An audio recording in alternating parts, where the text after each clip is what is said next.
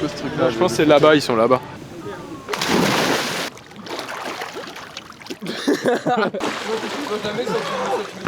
Yes.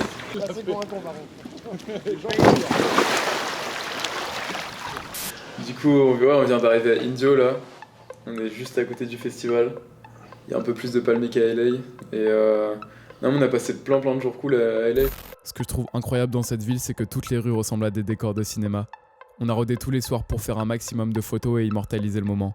L'ambiance y est vraiment unique et ça nous motive à créer du contenu sans cesse. Ça m'a bien évidemment inspiré dans la création de nouveaux morceaux. Enfin bref, pour Coachella, j'avais envie de faire les choses en grand et j'ai demandé à Sonia, à Bipolar Sunshine. J'ai aussi demandé à Lido de me rejoindre sur scène pour donner beaucoup plus de vie à nos morceaux. J'ai eu l'impression de vivre en une semaine l'équivalent de 3 semaines, mais j'étais vraiment pas prêt pour la suite. C'est un lieu un peu différent, j'ai hâte de voir comment ça fait sur le festival. Là on se croirait un peu sur un camp de vacances avec tous les palmiers, c'est assez bizarre. Ça fait vacances mais c'est pas les vacances. Bon, il y a un enjeu assez énorme. La Sahara Stage c'est énorme. Je sais pas il y a combien de personnes, 30 000, 40 000. C'est censé être flippant, pour l'instant je suis pas très flippé. Je pense qu'une heure avant de jouer, je te dirais pas la même chose.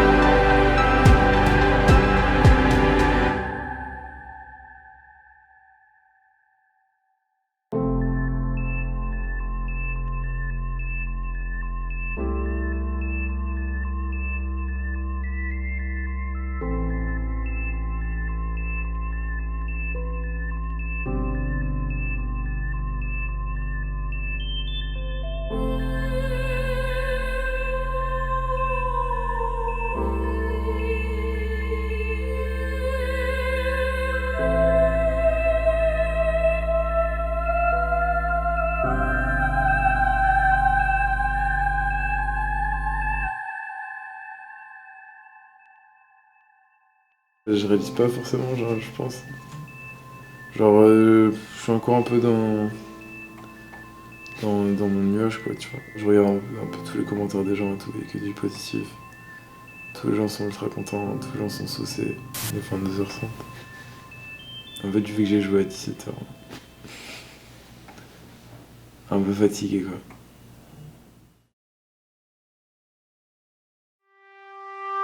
Il est temps de décoller pour San Francisco et prendre un peu de repos. On a loué une villa dans les hauteurs de la Bay Area pour être vraiment tranquille. Ça nous a permis de débriefer en équipe sur ce premier week-end de Coachella et aussi de prendre un peu de temps pour nous.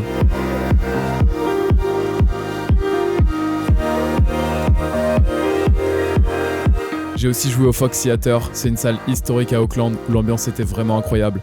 J'aime beaucoup jouer en festival, mais c'est un réel bonheur de se retrouver face à un public qui est venu uniquement pour vivre ta performance. Alors j'ai encore tout donné.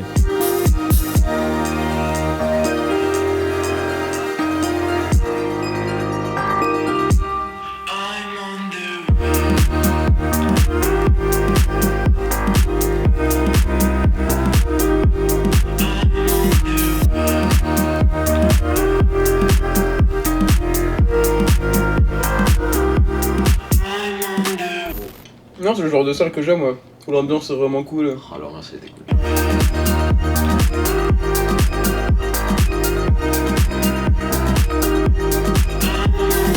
À peine eu le temps de se poser et on est déjà de retour à Los Angeles pour rencontrer un peu de monde et puis faire encore un peu de photos.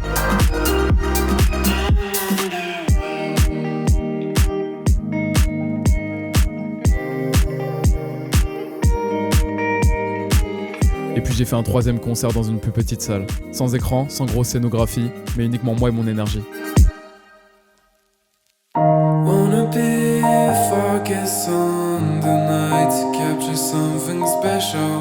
Ça m'a rappelé le tout début de mon aventure, quand Petit Biscuit était encore inconnu du grand public. Mais le peu de gens qui me suivaient me donnaient déjà la force d'aller au bout de mes rêves.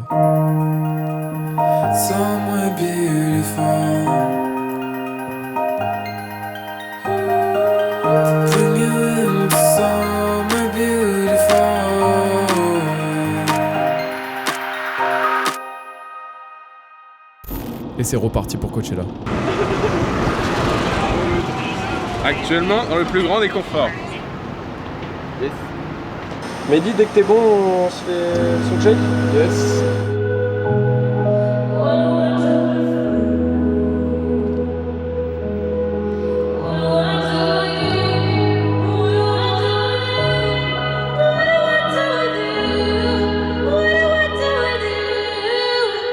Si je peux avoir encore Did you guys un tout hear the petit peu de music? Sonia et ensuite c'est bon pour moi.